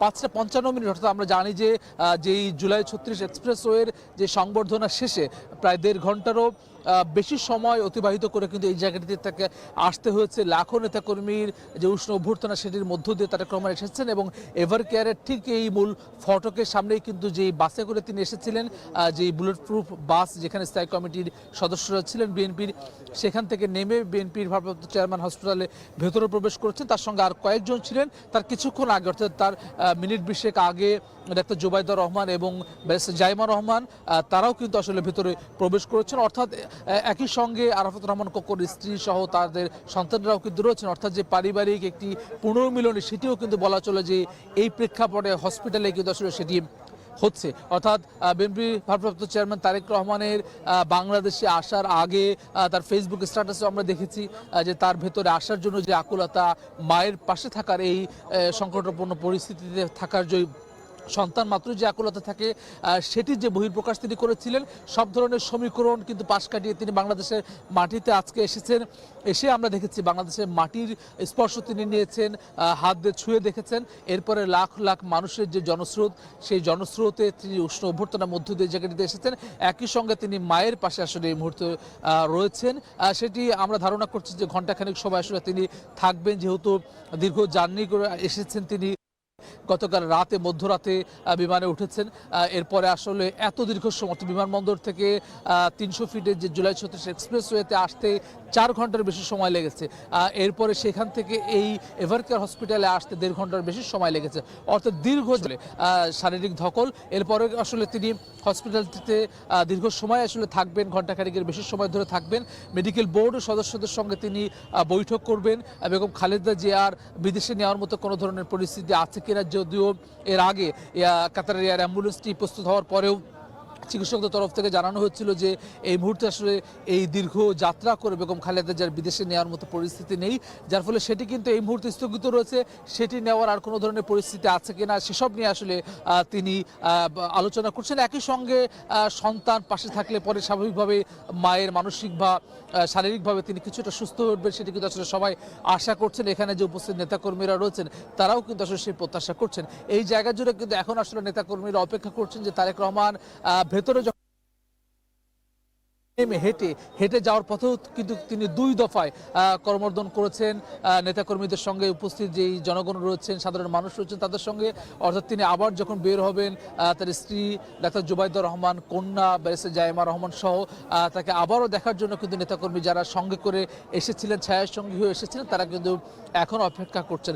আমরা জানি যে 13 বছর বয়সে ব্যারিস্টার জাইমা রহমান, যিনি তার বাবা তারেক রহমানের সঙ্গে বাংলাদেশ থেকে তখন লন্ডনে যেতে বাধ্য হয়েছিলেন, ঠিক এত বছর পরে, এখন 30 বছরের বয়স তার, এত বছর পর 17 বছর পরে তিনি বাংলাদেশের মাটিতে আবারও ফিরে এসেছেন। এবং তার যে সামাজিক যোগাযোগ মাধ্যমে কিন্তু তিনি লিখেছেন যে তার দাদু বেগম খালেদা জিয়ার পাশে থাকার যে আকুলতা, সেটির কথা তিনি বলেছেন এবং সেই সুযোগে কিন্তু তিনি নিচ্ছেন। এখন কিন্তু একেবারে তিনি পাশে, একেবারে নিজেদের মতো করে পারিবারিক সময় কাটাচ্ছেন। না ওয়ালি, আপনি বলছিলেন যে বেগম জিয়ার শারীরিক অবস্থার তথ্য আপনি দিচ্ছিলেন, কিন্তু এখন বেগম জিয়ার শারীরিক অবস্থার কি অবস্থায় রয়েছে? বেগম জিয়ার এর আগে ডাক্তাররা বলছিলেন যে তিনি স্থিতিশীল অবস্থায় রয়েছেন, তিনি চিকিৎসা গ্রহণ করতে পারছেন। এখন আজকে কোনো তথ্য পেয়েছেন কিনা? সারাদিন তো আপনি ওখানে ছিলেন। সবশেষ যেটি যে বিএনপি তরফ থেকে যেটি জানানো হয়েছিল গত কয়েকদিন আগে, যে কিছুটা স্থিতিশীল, অর্থাৎ এর আগের যে দীর্ঘদিন যাবৎ অপরিবর্তিত অবস্থা ছিল, সংকটাপন্ন অবস্থার মধ্যেই ছিলেন, সেটি অপরিবর্তিত ছিল, তার থেকে কিছুটা উন্নতি হয়েছিল। আজকে কিন্তু আসলে তার ব্যতিক্রম কোনো আপডেট আমাদের কাছে এখন পর্যন্ত পৌঁছায়নি। অর্থাৎ সেরকম পরিস্থিতির মধ্যে তিনি আছেন। ডাক্তারদের যে চিকিৎসা, যেটি সিসিওতে যিনি রয়েছেন, যেহেতু তিনি সেই চিকিৎসা তিনি গ্রহণ করতে পারছেন, অর্থাৎ চিকিৎসকদের সঙ্গে কিন্তু এক ধরনের যোগাযোগ বেগম খালেদা জিয়া স্থাপিত, এরই মধ্যে হয়েছে। কিছুটা উন্নতি হয়েছে শারীরিক অবস্থা, সেটি কিন্তু আসলে সবাই আসলে সেই কারণেই আশায় রয়েছেন যে বেগম খালেদা জিয়া আবারও সুস্থ হবেন এবং বিশেষ করে তার সন্তান, পুত্রবধূ, নাতি, তারা যেহেতু পাশে রয়েছেন, এর মধ্য দিয়ে তার যে মানসিক সাপোর্ট, সেটির মধ্য দিয়ে আসলে আরও কিছুটা শারীরিকভাবে তিনি আসলে উন্নতি করবেন, শারীরিক সুস্থতা উন্নতি ঘটবে, সেটি কিন্তু আসলে সবাই প্রত্যাশা করছেন। ডাক্তারদের তরফ থেকে আজকে এখন পর্যন্ত আনুষ্ঠানিকভাবে কোনো ধরনের ব্রিফিং কিন্তু করা হয়নি। হয়তো তারেক রহমান দেখে বের হলে পরেও আসলে সেটি করা হতে পারে, সেরকম কোনো তথ্য আমাদের কাছে এখন পর্যন্ত নেই। আমরা এখন পর্যন্ত যেটি জানি, গত 3-4 দিন আগে ডাক্তার এজেডএম জাহিদ হোসেনের পক্ষ থেকে যেই আপডেট তথ্য জানানো হয়েছে, কিছুটা উন্নতি হচ্ছে, সেটি কিন্তু আসলে এখন পর্যন্ত সেই অবস্থার মধ্যেই রয়েছে। তার চেয়ে খুব বেশি উন্নতির খবর কিন্তু এখন পর্যন্ত আসলে ডাক্তাররা গণমাধ্যম কর্মীদেরকে দেয়নি। অর্থাৎ যে 30 জন মেডিকেলে দেশি বিদেশি যে বিশেষজ্ঞ চিকিৎসকরা রয়েছেন, তাদের যে বিশেষজ্ঞ প্যানেলের, সমন্বিত প্যানেলের যে চিকিৎসা কার্যক্রম চলছে এভারকেয়ার হসপিটালে, সেটি কিন্তু এখন পর্যন্ত আসলে অব্যাহত রয়েছে। তারেক রহমান, একই সঙ্গে তার স্ত্রী ডাক্তার জুবাইদুর রহমান, যিনি নিজেও এই মেডিকেল বোর্ডের একজন সদস্য, তারা কিন্তু আসলে এখন সরাসরি দেখভাল করবেন। যেহেতু তারেক রহমান একেবারে লন্ডন থেকে ভার্চুয়ালি দেখার মধ্যে এক ধরনের সরাসরি নিজের চোখে দেখা, নিজের মায়ের শারীরিক অবস্থা কি অবস্থার মধ্যে রয়েছে সেটি অবলোকন করা, এর মধ্য দিয়ে আসলে কিন্তু যে মেডিকেল বোর্ডের সদস্যরা রয়েছেন তাদের কাছ থেকে তিনি আপডেট নেবেন। আগামী দিনে, সামনের দিনে তাকে কি ধরনের চিকিৎসা দেওয়া হবে, যে এয়ার অ্যাম্বুলেন্সে করে লন্ডনে নিয়ে যাওয়ার মতো পরিস্থিতিতে তিনি আছেন কিনা, সেটি থাকলে ডাক্তারদের তরফ থেকেও কিন্তু জানানো হয়েছে যে কোনো পরিস্থিতিতে বেগম খালেদা জিয়ার শারীরিক অবস্থা কিছুটা উন্নতি হলে পরে কিন্তু আসলে তাকে বিদেশে চিকিৎসার জন্য নেওয়া হবে। আমরা জানি যে চলতি বছরে জানুয়ারি মাসের 7 তারিখে বাংলাদেশ থেকে বেগম খালেদা জিয়া লন্ডনে যান, 8 তারিখে সেখানে পৌঁছান। লন্ডন ক্লিনিকে দীর্ঘ 4 মাস তিনি চিকিৎসা নিয়েছিলেন এবং দীর্ঘ বছর পরে সেখানে কিন্তু তিনি তার ছেলের স্ত্রী, তার সন্তানদের সঙ্গে কিন্তু আসলে তিনি ঈদ উদযাপন করেছেন এবং পরবর্তীতে বাংলাদেশে আসার পরে কিন্তু বেশ খানিকটা শারীরিকভাবে সুস্থ ছিলেন বেগম খালেদা জিয়া। 5 আগস্ট পরবর্তী সময়ে কিন্তু তিনি যে জনসভাতে ভার্চুয়ালি বক্তব্য রেখেছেন, রেকর্ডেড বক্তব্য রেখেছেন বেগম খালেদা জিয়া, রাষ্ট্রীয় অনুষ্ঠানে, সশস্ত্র বাহিনী দিবসের অনুষ্ঠানে বেগম খালেদা জিয়া অংশ নিয়েছেন। সেখানে হাস্যজ্জ্বল মুহূর্ত কিন্তু বাংলাদেশের মানুষ দেখতে পেয়েছিল। বিভিন্ন নেতাকর্মী, অভ্যুত্থানে যারা অংশ নিয়েছিলেন, তাদের সঙ্গে বেগম খালেদা জিয়া কথা বলেছিলেন। এর পরবর্তীতে হঠাৎ করেই কিন্তু আসলে কিছুদিনের তার শারীরিক অবস্থা কিছুটা অবনতি হয়, কয়েক দফা তিনি এভারকেয়ার হসপিটালে আসেন। এরপর 23 নভেম্বর তিনি আসলে যখন আসেন, তখন চিকিৎসকদের পরামর্শে তাকে এখানে ভর্তি করা হয় এবং 27 নভেম্বরে কিন্তু আসলে সিসিউতে ভর্তি করা, এবং এখন পর্যন্ত কিন্তু আসলে সে অবস্থার মধ্যেই কিন্তু রয়েছেন। এর মধ্যে লন্ডনে নিয়ে যখন কথা হয়, তখন কিন্তু আসলে ডাক্তার জুবাইদুর রহমান তিনি লন্ডন থেকে আসেন বাংলাদেশে 4 তারিখ। আসার পরে কিন্তু আসলে সেই সময় কিন্তু আসলে শেষ পর্যন্ত ডাক্তারদের সায় না মেলায় কিন্তু বিদেশে নিয়ে যাওয়া হয়নি। ডাক্তার জুবাইদুর রহমান কিন্তু শেষ পর্যন্ত ছিলেন, 20 তারিখ পর্যন্ত তিনি বাংলাদেশে ছিলেন। প্রায় প্রতিদিনই তিনি এভারকেয়ার হসপিটালে আসতেন, ডাক্তারদের সঙ্গে, মেডিকেল বোর্ডের যে অন্যান্য সদস্যরা রয়েছেন তাদের সঙ্গে তিনি বৈঠক করতেন এবং সবশেষ যে খবর, সবশেষ যে শারীরিক অবস্থা সেটি সম্পর্কে অবহিত করতেন ডাক্তারদের, এবং কিন্তু আসলে কর্মীদেরকেও তারা জানিয়েছেন। পরবর্তীতে যখন তারেক রহমান ফিরবেন,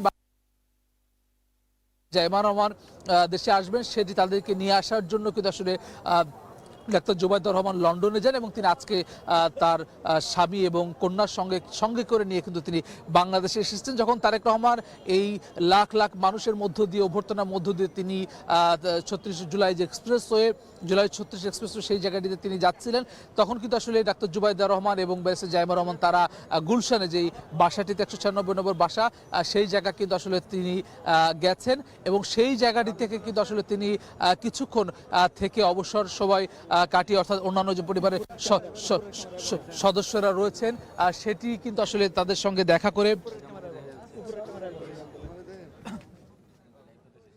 সেইখানে কিন্তু আসলে তারা আবারও তিনি এভারকেয়ার হসপিটালে এসেছেন, অর্থাৎ এভারকেয়ার হসপিটালে আবারও ডাক্তার জুবাইদুর রহমান এসেছেন। এর কিছুক্ষণ পরেই কিন্তু আসলে আমরা দেখতে পেয়েছি তারেক রহমান যে লাখ লাখ মানুষের যে উষ্ণ অভ্যর্থনের মধ্য দিয়ে আসলে তিনি এসেছেন এবং এর মধ্য দিয়ে এই মুহূর্তে তারা সবাই কিন্তু আসলে এভারকেয়ার হসপিটালের ভেতরে আসলে প্রবেশ করেছেন, সেখানে আসলে তারা অবস্থান করছেন এবং কিছুক্ষণ পরে আসলে বের হয়ে 196 নম্বর যে বাড়ি, অর্থাৎ বেগম খালেদার যে বাসা ফিরোজা, তার পাশেই তারেক রহমানের জন্য যে বাসাটি প্রস্তুত করা হচ্ছে 196 নম্বর বাসা, সেখানে তিনি যাবেন। এবং আমরা জানি যে গতকাল নেতাকর্মীদের ভিড় কি এখনো আছে কিনা? আপনার আশেপাশে দেখছি যে বেশ কিছু নেতাকর্মীরা অবস্থান করছেন। এর বাইরে আসার পথে যে ধরনের ভিড় ছিল, তারেক রহমান যখন আসছিলেন তখন যেরকম ভিড় ছিল, এখনো কি সেরকম অবস্থা রয়েছে কিনা? তারেক রহমান কি ফেরার পথেই বাসে যাবেন নাকি গাড়িতে করে যাবেন, এরকম কোনো তথ্য আপনার কাছে আছে কিনা? না, তারেক রহমান ফেরার পথে কিন্তু বাসে যাচ্ছে না, অর্থাৎ তিনি ভেতরে প্রবেশ করার মুহূর্তে কিন্তু আসলে সেই বাসটি তিনি বিদায় দিয়েছেন। সেই বাসে বিএনপি সিনিয়র অন্যান্য নেতৃবৃন্দ ছিলেন, স্থায়ী কমিটির সদস্যরা ছিলেন, তারা সেই বাসে করে এখান থেকে ফেরত গেছেন, যার ফলে যে কারণে আসলে বিএনপি ভারপ্রাপ্ত চেয়ারম্যান তারেক রহমান হেঁটে প্রবেশ করেছেন ভেতরে। ডাক্তার জুবাইদুর রহমান এবং ব্যারিস্টার জাইমা রহমান যে গাড়িটিতে করে গুলশান থেকে এসেছেন, আমরা ধারণা করছি সেই গাড়িটিতে করে আসলে তারেক রহমান গুলশানে ফিরবেন। এবং আপনি নেতাকর্মীদের কথা যেটি জানতে চাচ্ছিলেন, আমার আশেপাশে কিন্তু আসলে নেতাকর্মীরা এখন পর্যন্ত রয়েছে, কিন্তু বসুন্ধরা আবাসিক এলাকায় ভেতরে প্রবেশ করা এবং 300 ফিটের জুলাই 36 এক্সপ্রেসওয়ের পুরো জায়গা জুড়ে যে ধরনের নেতাকর্মী ছিল, লাখ লাখ নেতাকর্মী ছিল, কিছুটা নেতাকর্মী আসলে কিছুটা কমেছে সেটি বলা যায়, কারণ যে সিনিয়র নেতৃবৃন্দ রয়েছেন তারাও কিন্তু আসলে নেতাকর্মীদেরকে ঘরে ফিরে যেতে উৎসাহ দিয়েছেন, যেহেতু অনেকেই দেশের বিভিন্ন প্রান্ত থেকে এসেছে, যারা কোনো ধরনের আসলে আর এই জায়গাটিতে যেহেতু হসপিটাল, এখানে এভারকেয়ার হাসপাতাল, সাধারণ রোগীরা রয়েছেন, তাদের চিকিৎসা যাতে কোনো ধরনের বিশৃঙ্খল পরিস্থিতি তৈরি না হয়, কোনো ধরনের বিঘ্নতা তৈরি না হয়, সেটি নিশ্চিত করার জন্য আসলে নেতাকর্মীদেরকে একটু পাশে রাখা হচ্ছে। এবং একই সঙ্গে আপনি জানেন যে বেগম খালেদা জিয়াকে যেহেতু ভিভিআইপি হিসাবে ঘোষণা দিয়েকালীন সরকার, যার ফলে এখানে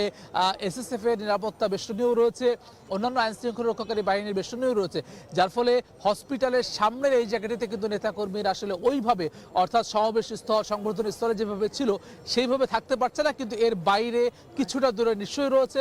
তারা নিশ্চয়ই আসলে তারেক রহমান দীর্ঘ 17 বছর 3 মাস পর যিনি বাংলাদেশের মাটিতে পা রেখেছেন, তাকে নিশ্চয়ই তারা গুলশান 196 নম্বর বাসায় তারা নিয়ে যাবেন, একইভাবে সাথে করে ছায়া সঙ্গী, তেমনটি কিন্তু আসলে তাদের সঙ্গে কথা বলে আমরা জানতে পেরেছি। সেটি আসলে কতটুকু সম্ভব হবে, যেহেতু এখানে যেহেতু যানজট বাড়বে, এক্সপ্রেসওয়ের উপরে যদি তারেক রহমান এক্সপ্রেসওয়ে হয়ে যান বনানী, সেটি আসলে কতটুকু সম্ভব হবে আইন শৃঙ্খলা রক্ষাকারী বাহিনীর সদস্যদের যে নিরাপত্তা বেষ্টনী রয়েছে সেটি অতিক্রম করে, সেটি আসলে তিনি যখন বের হবেন সেটি আসলে বলা যাবে।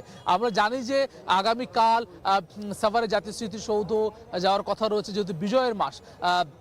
বিএনপি ভারপ্রাপ্ত চেয়ারম্যান তারেক রহমান যে মহান মুক্তিযুদ্ধের শহীদদের শ্রদ্ধা জানাতে যাওয়ার কথা রয়েছে, একই সঙ্গে জিয়া উদ্যানে শহীদ রাষ্ট্রপতি জিয়াউর রহমান বিএনপির প্রতিষ্ঠাতা, তার বাবা, তার মাজারে তিনি জানাবেন, শ্রদ্ধা জানাবেন, দোয়া করবেন, সেটা আমরা জানতে পেরেছি। একই সঙ্গে আমরা জানি যে শনিবারেও নানা ধরনের আনুষ্ঠানিকতা রয়েছে।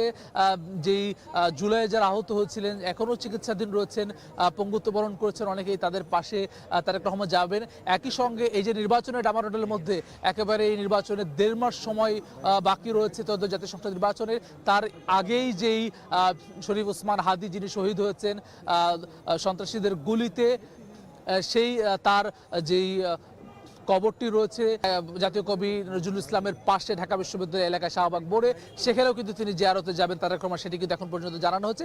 একই সঙ্গে তার যে ভোটার হওয়ার যেই প্রক্রিয়া রয়েছে, আনুষ্ঠানিকতা রয়েছে, সেটিও কিন্তু আসলে তারেক রহমান করবেন। সব মিলে কিন্তু এই 3 দিনের যে ব্যস্ততা, যে সময়সূচি, সেটি বিএনপির তরফ থেকে জানানো হয়েছে। এর পরবর্তীতে নিশ্চয়ই বিএনপি নেতারা জানিয়েছেন আনুষ্ঠানিকভাবে প্রচার প্রচারণা যখন শুরু হবে সারা দেশে বিএনপি যে নির্বাচনী প্রচারণা, অর্থাৎ বেগম খালেদা জিয়ার যেই শূন্যতা, তার শারীরিক অবস্থার কারণে যে শূন্যতা তৈরি হয়েছে, সেটি পূরণ করতে তারেক রহমান সারা দেশের নেতাকর্মীদের কাছে যাবেন, দুয়ারে যাবেন, সেটি কিন্তু বিএনপি তরফ থেকে জানানো হয়েছে। ধন্যবাদ ওয়ালি। আমরা দেখছিলাম আসলে এভার ক্যারের সামনে থেকে ওয়ালি জানাচ্ছিলেন আমাদেরকে যে আসলে তারেক রহমান ভিতরে আছেন এখনো, খালেদা জিয়ার স্বাস্থ্যের খবর জানাচ্ছিলেন এবং তারেক রহমানের পরবর্তী যে কর্মসূচি রয়েছে গত 2 দিন, আগামী 2 দিন, সেই 2 দিনের খবরও জানাচ্ছিলেন। আফজাল, আমরা দীর্ঘ সময় ধরে আসলে সরাসরি লাইভে আছি এবং সরাসরি 6টা থেকে এখন পর্যন্ত একেবারে বিরতিহীনভাবে কোনো বিজ্ঞাপন বিরতিতে আমরা যাই নাই। ঐতিহাসিক এই স্বদেশ প্রত্যাবর্তনের সবশেষ খবর সবার আগে দর্শকদের দেওয়ার জন্য আমরা বিরতিহীনভাবে এটি সম্প্রচার করে এসেছি। শুধুমাত্র সময় টেলিভিশন নয়, সময় টেলিভিশনের বাইরে ডিজিটাল যে প্ল্যাটফর্ম রয়েছে, সময়নিউজ.tv, ইউটিউবে আরও বেশ কয়েকটা আমাদের ইউটিউব চ্যানেল আছে, সেখানেও কিন্তু নিউজগুলো রয়েছে। দর্শক চাইলে আপনারা যারা আজকে দিনভর টেলিভিশন দেখতে পারেন নেই বা ডিজিটাল প্ল্যাটফর্মেও আপনাদের দেখার সুযোগ হয় না, তারা চাইলে এইসব কন্টেন্টগুলো আমাদের ডিজিটাল যে প্ল্যাটফর্ম আছে সেখানে দেখতে পাবেন। তারেক রহমান কীভাবে বিমান থেকে নামলেন, নেমে কি করলেন, তিনি সিনিয়র নেতাদের সঙ্গে কর্মদান করেছেন, তারপরে শাশুড়ির সঙ্গে দেখা করেছেন। এই যে আবেগঘন মুহূর্তের যে ছোট ছোট যে ঘটনাগুলো, এই ঘটনাগুলো আমরা টিভি পর্দায় দেখাতে চেয়েছি এবং মানুষের কাছে পৌঁছাতে চেয়েছি তাৎক্ষণিকভাবে, সরাসরিভাবে। সেইটাই কিন্তু আমরা দেখিয়েছি। আমরা দেখেছি যে তার যে মাটি ছুঁয়ে দেখা, পা খুলে খালি পায়ে আসলে মাটিতে হাঁটা, এইগুলো কিন্তু আমরা সরাসরি আসলে দর্শকের কাছে উপস্থাপন করেছি। আমরা একই সঙ্গে আমরা এটিও উপস্থাপন করেছি দর্শকের সঙ্গে কাছে যে তারেক রহমানের একটি বিড়াল ছিল জেবু নাম, এবং তাকেও কিন্তু দেশে নিয়ে আসা হয়েছে, বাংলাদেশে নিয়ে আসা হয়েছে, এবং সেই দৃশ্যগুলোও কিন্তু আমরা আমাদের টেলিভিশনের পর্দায় দেখিয়েছি এবং আমাদের ইউটিউব প্ল্যাটফর্মে সেগুলো কিন্তু এখনও রয়েছে। এবং তারেক রহমান যখন গাড়িতে দাঁড়িয়ে হাত নাড়ছিলেন এবং নেতাকর্মীদের যে উচ্ছ্বাসের যে দৃশ্য, সেটি কিন্তু আমরা দেখেছি এবং সেটি আপনারা চাইলে এখন ইউটিউবে গিয়েও সেটি সময়নিউজ.tv-র যে ইউটিউব প্ল্যাটফর্ম রয়েছে সেখানে গিয়ে আপনারা দেখতে পাবেন। একই সঙ্গে তারেক রহমান যে বক্তব্য দিয়েছেন সংবর্ধনা মঞ্চে, সময় টেলিভিশন পুরোটা সময় সরাসরি সম্প্রচার করেছে এবং সময় টেলিভিশনের যে ক্লিপটি তারেক রহমান কিন্তু তার ফেসবুক পেজে শেয়ার করেছেন এবং বিএনপির যে পেজগুলোতে যেগুলো রয়েছে, যে আমাদের সময় টেলিভিশনের ক্লিপটি তারা কিন্তু শেয়ার করেছেন এবং তারেক রহমান সেই বক্তব্যটি কিন্তু এখনও তার যে ফেসবুক রয়েছে, ভেরিফাইড ফেসবুকে, সেখানে কিন্তু রয়েছে। আফজাল, সেটি হচ্ছে যে দীর্ঘ সময় ধরে আমরা আসলে সরাসরি সম্প্রচারে ছিলাম, আমাদের সঙ্গে অনেক সহকর্মী ছিলেন মাঠে এবং স্টুডিওতে, তাদের নামগুলো একটু আসলে আমরা জানতে চাই। একটু ধন্যবাদ দিতে চাই আমাদের সহকর্মী রিপোর্টার হিসেবে যারা ছিলেন। আহমেদ সালিহিন, তিনি সকাল থেকেই ঠিক ভোর 6টা থেকেই বিরতিহীনভাবে আমাদের সঙ্গে লাইভ সম্প্রচারে ছিলেন। একই সঙ্গে ছিলেন ফারুক ভুঁইয়া রবিন, মাহাদি ধ্রুব ছিলেন, আতাউর কাউসার ছিলেন, হাসান ওয়ালি এভার কেয়ারের সামনে থেকে আমরা কিছুক্ষণ আগে তার সঙ্গে যুক্ত হয়েছিলাম। মোরসালিন জুনায়েদ ছিলেন, সানবির রুপল, তানভীর হাসান মেঘ, মাসুদুর রহমান ছিলেন, শফিকুজ্জামান রুবেল ছিলেন, শাকির আহমেদ ছিলেন। এই কজন রিপোর্টার মাঠে দায়িত্ব পালন করেছেন খুবই স্মুথলি।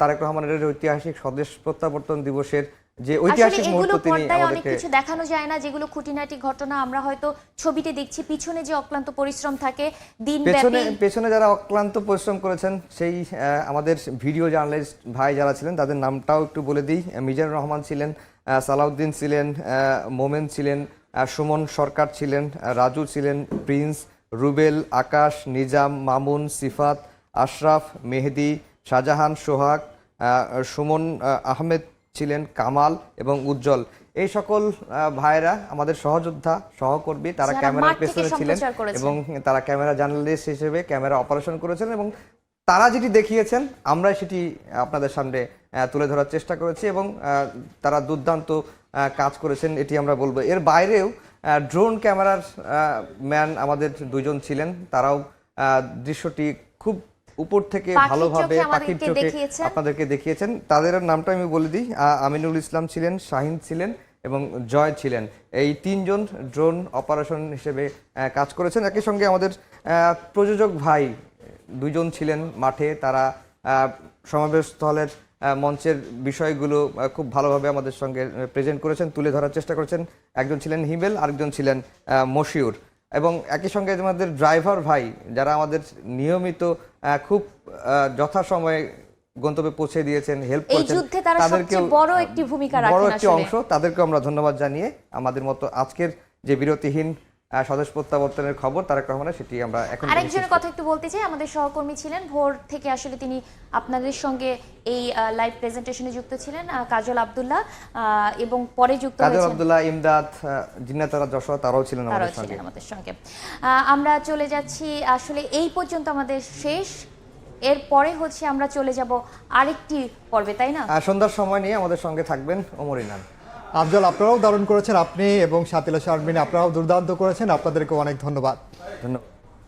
সন্ধ্যার সময় নিয়ে আসছে কিছুক্ষণ পর, সঙ্গে থাকুন সময়ে।